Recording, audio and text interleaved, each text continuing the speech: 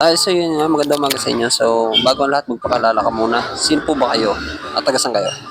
So yun nga, magandang umaga sa inyo lahat. Ako nga pala si Akol Salanin. Ako'y nakatira dito, ng samantala, sa Barangay Pagaspas, Tanawan City, Batangas. Talaga namang napakaliwanag at naipahiwatig niya talaga ang totoong siya. Ganang katagal na po kayo dito? Nagsimula ako dito, 1964. Ako simulang magmekaniko dito sa RJ matagal Motor Shop. Grabe Kung di naman nyo yun. nang itatanong, ang shop na ito ay naitayo noong 1960s pa. Grabe naman, Ngayon, 1960s. ay buhay pa ito. At nandito ako ngayon katrabaho upang kumita ng pera. Talaga namang napakagaling ng ating mekanikong ito. So magkano naman ang kinikita mo dito? Araw-araw. Ang kinikita ko naman sa trabaho nito, hindi naman sa pag-iipang, pero siguro mababa na yung 5,000 a day. Kasi depende sa mga customer na dumadating.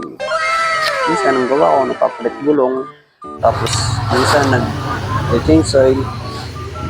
So, yun lang mga ginagawa ko dito. Wala naman ibang ginagawa dito. Hindi man ako pwedeng manggalulo dito kasi lawad na lawad tong shop na ito. Wala ko pa yung CCTV.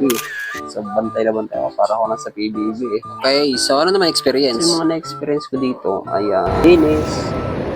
Minsan nga, lamang pa yung upo ko dito eh. Tapos, yung alam mo yung hassle dito eh, kung yung mga dumadaang mga truck dito sa mitat. Kasi nasa tabing karsada lang ito eh.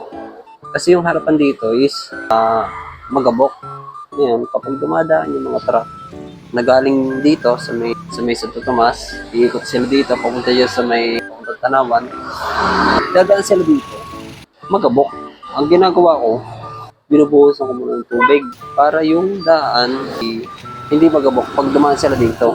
Intindihin mo na yung sinasabi ko kasi kahit ako tataka ako sa sarili kong sinasabi.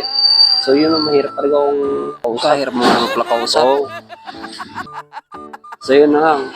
Tapos ka na sa interview mo. Tapos na ho. Sige, tawag Oo, tapos na. Okay, tulog ka na. Bawa ka naman na mo. Hirap mong kapulong.